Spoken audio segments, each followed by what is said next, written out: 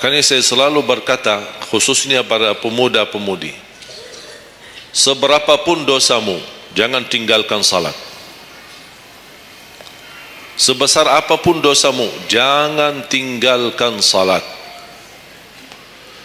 Karena salat itu ibadah yang langsung menyambungkan kita sama Allah, tali hubungan kita sama Allah. Kalau tali hubungan kita sama Allah terputus, tidak ada tali yang bisa sambung lagi. Dan selama anda menjaga salat, berarti masih ada harapan masuk dalam golongan yang akan diampuni Allah. Ada ampunan, ada harapan ampunan. Tapi kalau tidak salat, terus bagaimana Allah ampuni kalau tidak mau bertaubat? Banyak orang berkata, saya malu, atau dia merasa ada bisikan di hatinya, buat apa lo salat? Ngapain? Perilaku kamu aja tidak benar, sama orang tua aja tidak benar, dosamu tidak pernah henti-henti, percuma salat, tidak usah. Itu ingat bisikan syaitan. Karena syaitan ingin semuanya sekali-kali rusak. Kalau berbakti baik belum sempurna, masih banyak dosa maksiat, banyak kerusakan yang lain, tapi masih terjaga salatnya, ada harapan diampuni dosanya. Jangan sampai syaitan berhasil menggoda kita sekalian tidak salat. Oh, sudah hancur, sudah rusak yang lain, ditambah lagi parah, tinggalkan salat. Atau ada orang taubat, selama dia tidak salat, lancar, beres, aman, tidak ada apa-apa. Begitu dia taubat, dia merasa sedih, menyesal, dia mulai menjaga salatnya. Hilang motornya, kehilangan kerjaannya, diuji sama Allah SWT dalam rumah tangganya. Setan datang, coba kamu aja dulu biasa-biasa aja, tidak pernah ada ujian. Begitu anda mulai salat, ada ujian. Ngapain? Udah berhenti aja salat, nanti kembali beres. Berhenti salat.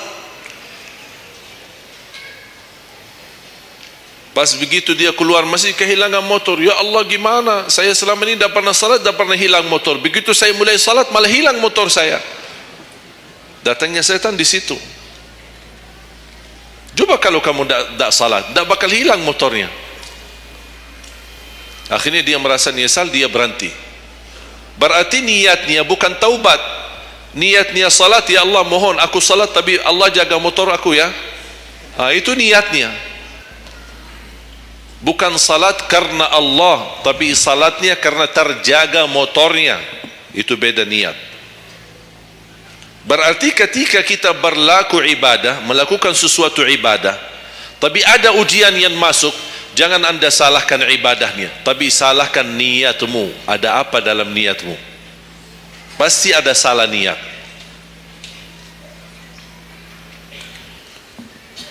Dan itu inti daripada umur kita. Allah berikan 60 tahun. Kemarin saya hitungkan, kalau standar umur umatku kata Rasulullah kan 60 sampai 70. Itu kira-kira kurang lebih. Ada yang lebih tua, lebih panjang usianya, ada yang lebih muda. Tapi standar kata Rasulullah SAW, a'maru ummati baina 60 wa 70. Standar umur umatku antara 60 sampai 70. Ada yang melebihi dari itu, tapi sedikit sekali dibanding yang lebih muda. Saya kemarin hitungkan 60. Apa yang kita lakukan di dalam usia 60 tahun. Dari lahir sampai balik. Sampai tahun berapa? 15? Kita sepakat 15? 15 tahun. Berarti sebelum balik belum taklif. Sebelum balik belum taklif. Haji boleh tapi tidak wajib, karena syarat haji harus balik. Syaratnya harus balik, walaupun diperintahkan, dibiasakan untuk melaksanakan salat. Tapi anggaplah bedun taklif, belum ada taklif, belum ada kewajiban, berarti 15 tahun itu sia-sia. Dipotonglah dari 60, berapa sisa? 45. Tidur sehari berapa jam?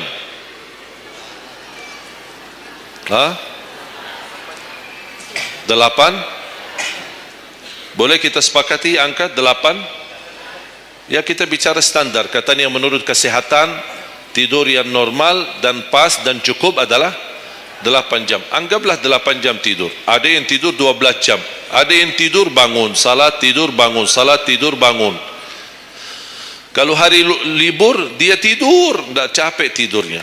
Begitu bangun, ya Allah, begal badan saya, tidur lagi.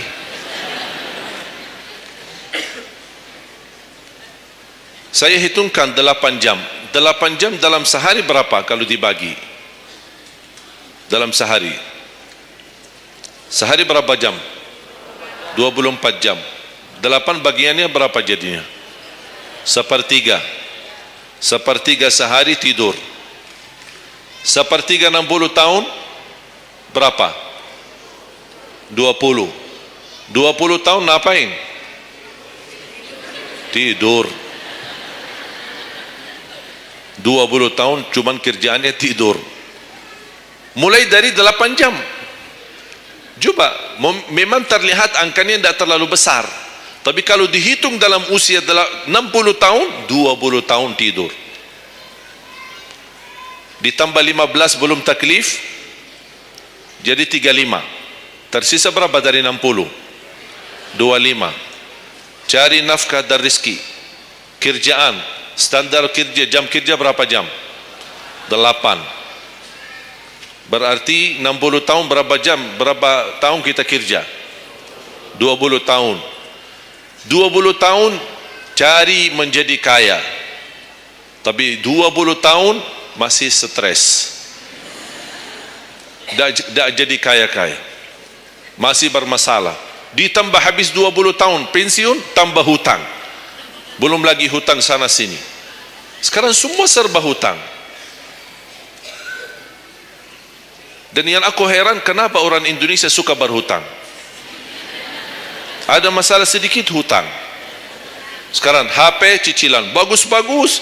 Begitu saya kemarin diajak sama teman foto, saya lihat HP ini, Masya Allah, HP yang terbaru ini. Maaf Pak, cicilan. Jadi jangan ditipu, jangan tertipu ketika anda melihat handphone baru sama orang, langsung anda baik sangka barangkali cicilan. Tidak ada yang sanggup cash. Cash itu 12 juta sampai ada 15 juta. Bawa mobil yang mewah, cicilan. Begitu pindah rumah, cicilan. Jalan-jalan besok juga nikah, cicilan. Semua serba cicilan. Dan terpengaruhi dengan promo sana ini, ada ini non persen, non ini apa, sini beli satu dapat satu, dan semua serba hutang. Tanpa kita sadar, tidak sadar, memang mudah kita awal-awalnya berhutang, tapi begitu sudah jatuh tagihannya, pusing. Memang hutang ini bikin aku stres. Ada orang minta sama saya amalan. Ada enggak amalannya supaya saya bisa mengatasi masalah hutang ini? Saya bilang mudah amalannya, jangan berhutang lagi. Udah, sudah selesai. Hutang itu di dalam Islam dibolehkan kalau sudah benar-benar keadaannya darurat, sudah tidak ada solusi, tidak ada jalan, tidak ada yang bisa bantu, tidak ada yang bisa menolong, akhirnya terpaksa. Dan hati-hati dari riba. Jangan terpaksa nanti beralasan, ya Allah saya terpaksa menggunakan pinjaman bank tapi riba. Pinjam 100 juta kembalikan 120 juta. Dosa besar. Masih lebih ringan dosa zina sama ibu daripada terima uang riba. Na'udzubillah min zalik.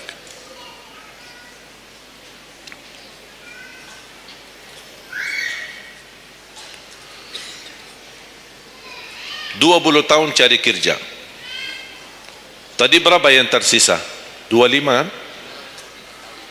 Berarti yang tersisa berapa? Saya belum bicara ibadah Bapak Ibu. 20 tahun tidur, 20 tahun cari dunia, 15 tahun masih belum taklif, tersisa 5 tahun. Saya hitung dalam 60 tahun bagi orang yang rutin menjaga salat 5 waktu, tahu enggak hasil hitungan saya dapat berapa? Anda jaga salat selama 60 tahun, itu menghasilkan ibadah cuma 2 tahun 7 bulan. Total salatmu dalam 60 tahun 2 tahun 7 bulan. Karena salat 5 waktu berapa? Tidak sampai 1 jam. Tidak sampai 1 jam. Saya bicara yang wajib. Ada, bagaimana saya hitung kalau ada orang yang tidak salat sama sekali? Na'udzubillah, sudah habis sia-sia umurnya kalau tidak salat sama sekali. Saya belum hitung tarawih 23 rakaat 7 menit. Nah, itu beda urusan itu. Ada tarawih 23 rakaat 7 menit? Tidak ada tarawih. Jangan suuzan, itu namanya olahraga. Olahraga paling cepat selesai dapat juara 1. Jadi kita harus baik sangka, jangan suuzan, karena itu bukan salat. Yang aku heran itu setiap tahun itu tradisi ini terulang setiap Ramadan, menjadi sebuah kebiasaan yang seharusnya menjalani kebiasaan agama atau kebiasaan beribadi. Dan kenapa itu hal menjadi betul-betul sesuatu yang kebiasaan, menjadi tradisi? Kenapa? Aku heran ini. Ada yang bisa jawab? Kenapa ketika masuk Ramadan tetap menjalankan 23 rakaat tapi dengan cara cepat? Aku heran belum menemukan jawabannya. Ada apa dengan 23 rakaat harus selesai cepat? Dan ini khusus di bulan Ramadan. Aku sangat kagumi ketika mendengar seorang imam begitu maju imam tarawih rakaat pertama, Allahu Akbar, Masya Allah, kepanjangan takbirnya. Saya sudah alhamdulillah, pasti nikmat, enak. Bismillahirrahmanirrahim, alhamdulillahirabbil alamin, arrahmanirrahim, astaghfirullahalazim. Saya kaget, barusan sudah enak, ngapain cepat-cepat? Makanya saya ingat di masa ketika saya di salah satu kampung, ada seorang bapa di samping saya. Saya datang ke masjid, sudah mereka mulai tarawih. Yang aku kasihan bapa di sebelah saya, barangkali usia 80-90. Gerakannya tidak sama seperti kita. Kan kita masih muda, masih bisa mengejar imam. Habis bacaannya imam, saya tidak bisa mendengar kecuali ujung ayat. Oh, ini Al-Fatihah. Bismillahirrahmanirrahim. An-Na'im. Apa? Alhaakumut takatsur. Allahu Akbar. Sami'allahu liman hamidah. Allahu Akbar. Allahu Akbar. Allahu Akbar. Saya masih ikut. Yang saya kasihan bapa yang di samping saya ini. Begitu imam ruku', bapa kan pelan-pelan, kan begal badannya, sudah tua, fisiknya tidak kuat, turun pelan-pelan. Imam sudah sami'allahu liman hamidah. Bapa berdiri lagi, dah jadi ruku' bapa. Bas begitu sujud, kita semua turun sujud. Bapa saya lihat pelan-pelan sambil batu-batu. Turun. Begitu dia sudah mau nyampe, imam sudah rakaat kedua. Bapa malah berdiri lagi, dah jadi sujud. Astaghfirullahaladzim, kasihan bapa, dah jadi ruku', dah jadi sujud. Pasti rakaat yang kedua, saya megang tangannya, Pak, kita pulang aja deh. Mendingan salat tarawih di rumah sendiri. Itu bukan salat tarawih. Ramadan cuma berapa kita menemukan Ramadan? Orang yang sudah wafat, kalau kita boleh berbicara dan dengar bisikan, apa yang mereka bisa jawab? Wallahi, semua orang yang sudah mati berkeinginan kembali ke dunia untuk menikmati bulan Ramadan. Mereka ingin menikmati bulan Ramadan, menikmati tarawih, menikmati suasana buka puasa bersama, bagi-bagi sahur dan aktivitas yang lain. Ini kesempatan, kita masih diberi oleh Allah umur, sehat walafiat, maksimalkan. Tidak semestinya 23, mau 11 boleh, mau 23 boleh, mau seberapa pun tarawihnya, mau salat tahajud di rumahnya boleh. Ulama sudah menjelaskan jumlah salat malam atau tarawih yang paling sedikit 2 rakaat, yang paling banyak tidak ada batasnya. Jadi kalau kita 2 rakaat, 4 rakaat tutup witir, sah. 8 rakaat tutup witir, sah. 10 rakaat tutup witir, sah, tidak ada masalah. Tidak harus 11 atau 23. Intinya bukan jumlahnya, tetapi cara melaksanakannya. Apalagi kalau bacaan imam bagus, fasih, jelas hurufnya. Saya yakin bagi jamaah yang awam, yang datang setiap Ramadan, setiap malam ikut salat tarawih, dia belum bisa baca Quran, tapi dia mendengar baca imam selama 30 malam, dia pasti bakal belajar Al-Quran karena bacaan imam bagus. Bismillahirrahmanirrahim. Alhamdulillahi rabbil alamin. Ar-Rahmanir Rahim. Maliki yaumiddin. Iyyaka na'budu wa iyyaka nasta'in. Ihdinas siratal mustaqim. صراط الذين أنعمت عليهم غير المغضوب عليهم ولا الضالين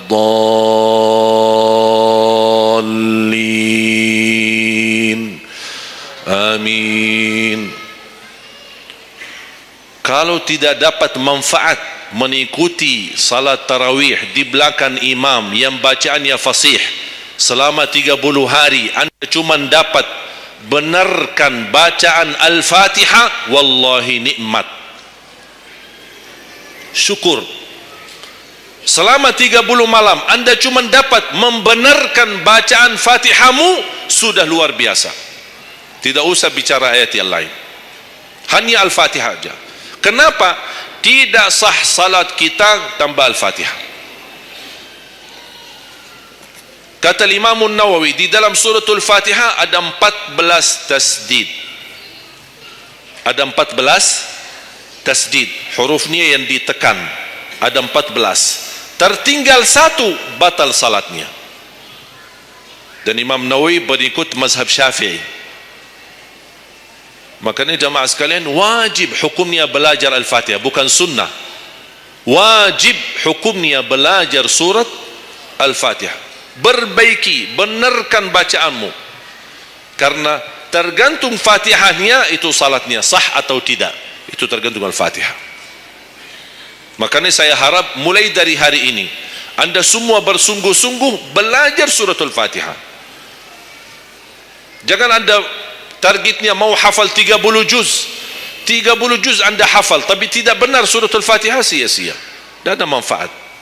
Karena anda baca suratul Fatihah, tidak baca ayat yang lain sama sekali, masih tetap sah salatnya. Karena suratul Fatihah tidak bisa diganti. Kalau anda lupa baca selain suratul Fatihah, ada istilah lupa salah satu kewajiban, bisa diganti dengan sujud sahwi. Misal, rakaat pertama baca Al-Fatihah, itu rukun. Lanjut baca ayat pendek, anda tidak sadar, habis waladdallin amin, Allahu Akbar, lupa baca ayat, itu diganti dengan sujud sahwi. Itu kalau di salat wajib. Tapi kalau di salat sunnah, tidak ada wajib atau rukun selain suratul Fatihah. Jadi anda kalau salat sunnah cuma suratul Fatihah, kemudian takbir, rakaat yang kedua suratul Fatihah, dan kemudian langsung ruku', sah salatnya, tidak apa-apa. Tidak harus baca surah-surah yang lain. Itu di salat sunnah. Tapi kalau di salat wajib, hukumnya baca Al-Fatihah rukun, hukum baca surah yang lain wajib. Kalau terlupa, diganti dengan sujud sahwi. Sujud sahwi 2 kali sebelum salam. Habis tahiyat, sujud 2 kali, kemudian langsung habis itu salam. Dan habis sujud sahwi tidak bagi tahiyat lagi, sudah cukup tahiyat yang anda baca. Makanya kembali lagi jamaah sekalian, umur bukan berapa usianya, tapi apa isinya. Maka Rasulullah SAW bersabda, ni'mal abdus salih man tala umur wa hasun amalu. Sebaik-baik hamba yang salih, yang panjang usianya, tapi baik amalannya. Baik amalannya. Bulan Syaban ini sekarang tersisa kurang lebih 14 atau 16 hari. Rasulullah SAW punya kebiasaan puasa Syaban full. Sampai kata Siti Aisyah, tidak pernah aku melihat Rasulullah puasa 1 bulan penuh selain bulan Ramadan sebagaimana di bulan Syaban. Penuh ni Rasulullah SAW. Bukan nisfu. Setiap datangnya Syaban ditanya nisfunya, mana nisfu Syaban? Nisfu. Full Syaban, puasa aja. Di awal boleh, di tengahan boleh, di akhir boleh. Yang tidak boleh, yang tidak pernah puasa Syaban, pas begitu berakhir, mau mendekati Ramadan, seminggu terakhir atau 10 hari terakhir, itu ada sebagian ulama berkata makruh. Kalau sudah 2 hari terakhir bulan Syaban, anda tidak pernah ada puasa sebelumnya, itu dianggap oleh ulama haram. Apalagi kalau sudah jatuhnya di hari keraguan, hari ragu-ragu, kemungkinan ini bisa hari terakhir, kemungkinan bisa masuk Ramadan, isbat Ramadan. Termasuk ibu-ibu dan jamaah sekalian yang masih punya hutang, segera lunasi hutangnya. Jangan begitu sudah mendekat puasa, anda punya hutang 7 hari, tersisa bulan Ramadan 5 hari. Syekh, apa? Aku punya hutang 7 hari, sedangkan yang tersisa bulan Ramadan itu tinggal 5 hari lagi mau masuk Ramadan. Aduh, 1 tahun tidak pernah tanya. Begitu sudah mepet baru cari jawabannya. Itu karena hukuman nanti. Tetap diganti puasa yang dari tahun yang lalu, tetap bayar hutangnya, dan kena denda setiap hari, kena fidyah. Jadi seandainya anda masih punya hutang dan masuk Ramadan, anda belum lunasi, tetap hutang itu terbawa nanti. Pas habis Ramadan, anda punya kewajiban bayar hutang. Tapi karena anda tunda, mundurkan sampai masuk Ramadan, anda punya kena denda. Ditambah lagi, bukan hanya bayar dengan puasa ganti puasa, tapi ada lagi namanya fidyah. 1 hari 1 orang miskin diberikan kecukupan makanan. Makanya kembali lagi, yang punya hutang segera lunasi hutangnya. Masih ada kurang lebih 15 atau 16 hari. Jangan sia-siakan umurmu. Yang kedua, pertanyaan Allah Subhanahu wa taala, wa an syababihi fima ablah. Usia mudahmu, apa yang kamu berjuangkan? Apa yang kamu lakukan? Pertanyaan saya kepada jamaah, usia muda apakah bukan usia dari umur? Bukan sesuatu dari umur? Usia muda bukan sebagian dari umur? Dari total umur? Bukan. Dari total umur. Tapi kenapa Allah bertanya soal umur secara total dan ditanya lagi soal usia mudahmu? Kenapa? Padahal kan sudah cukup Allah tanya tanda umurmu, ditanya lagi tanda usia mudamu. Kenapa 2 kali ditanya? Allah tidak mencukupi dengan pertanyaan umur, total umur kita, tapi Allah menambahkan lagi, itu menjadi beban bagi seorang pemuda. Allah bukan akan tanya total usia umurmu, tapi akan Allah tambah lagi pertanyaannya, apa yang kamu lakukan di usia mudahmu? Usia muda itu sangat, menurut saya sangat sensitif. Anak muda yang taat, istiqomah di sisi Allah lebih baik daripada yang tua yang taat. Sekali lagi, dan yang tua-tua jangan tersinggung ya. Yang muda yang taat, istiqamah di sisi Allah lebih mulia daripada yang tua yang taat. Sama-sama taat, tapi kenapa yang muda lebih mulia? Karena godaannya lebih besar. Kalau yang tua, apa yang mau digoda? Habis sudah. Tak ada fisik, tak ada tenaga, tak ada apa. Kalau yang muda, banyak godaannya. Pandangan matanya, telinganya, hawa nafsunya, sahwatnya, fitnah sana sini. Mudah digoda, anak muda. Makanya Allah berikan kemuliaan. Bahkan salah satu hadis yang sahih, di hari kiamat semua di bawah matahari, cuma 7 golongan yang di bawah naungan Allah. Di antaranya wasyabun nasya'a fi ta'atillah, seorang pemuda yang menjaga diri dalam bertaat kepada Allah. Dia dapat keistimewaan di hari kiamat bersama pemimpin yang adil, bersama seorang laki-laki yang tergantung dengan masjid berapapun usianya, ditambah lagi seorang pemuda yang bisa menjaga diri dalam bertaat kepada Allah Subhanahu wa taala.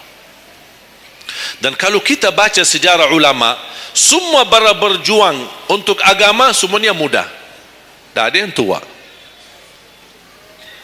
Bilal ibn Rabah seorang pemuda, Abdullah ibn Mas'ud penghafal Al-Quran seorang pemuda, Abdullah ibn Umar seorang pemuda, dan banyak yang lain. Muhammadul Fatih yang membebaskan Konstantinia dan memperjuangkan Islam menjadi panglima, masih di bawah usia 21 tahun. Dan banyak sejarah-sejarah. Imam Syafi'i masih sangat muda, bahkan meninggal dunia masih dalam keadaan masih sangat muda, belum sampai usia 50-an tahun. Dan banyak yang lain. Makanya pengaruh bahkan taruhan besar bagi umat Islam itu tergantung pemuda.